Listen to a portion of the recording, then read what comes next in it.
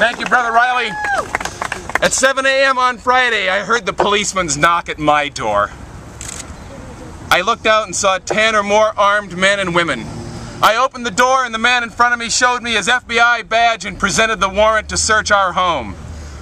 It said our home was being searched because of Stephanie's and my activities in opposition to the U.S. government's military aid to Israel and Colombia, including our support for the struggles of the people of Palestine and the people of Colombia.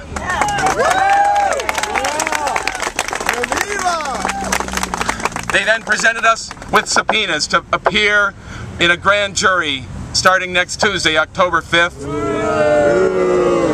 And then for the next 12 hours, up to 25 agents searched through our home from top to bottom, pouring through every piece of paper gathered through our long years of life and political activity.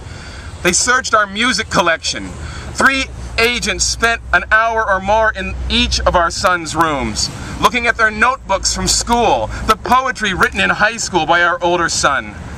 They then bagged and boxed up numerous pieces of evidence. When they discovered our attic and the 120 boxes we have there, what they learned is Stephanie and I are pack rats. They can read every damn sheet.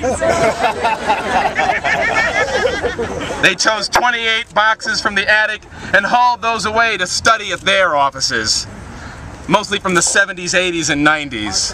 Dusties. And they almost took the annual Cherry reports that Stephanie's father writes to her every spring from the Upper West Side, and now from Miami Beach. Everyone we know joins us in condemning these acts, these raids as acts of intimidation of the movement against war and in solidarity with the struggles of oppressed peoples. What do the people visited around the country have in common? That's what all the media wants to know. Well, I'll tell you.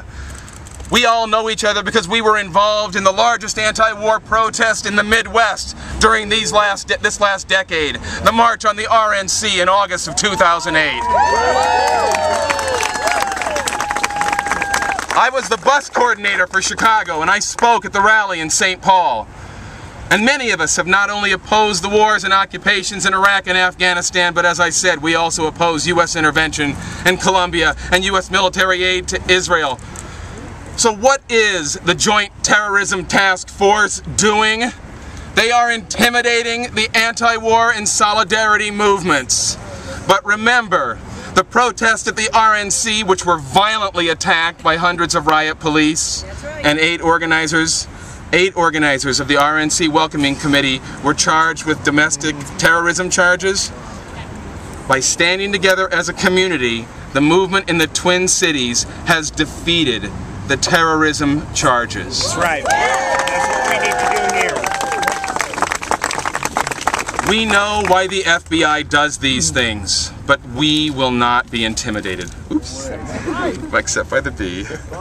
We'll continue our efforts until all the peoples living under U.S. bombs have peace with justice. Thank you. Yeah.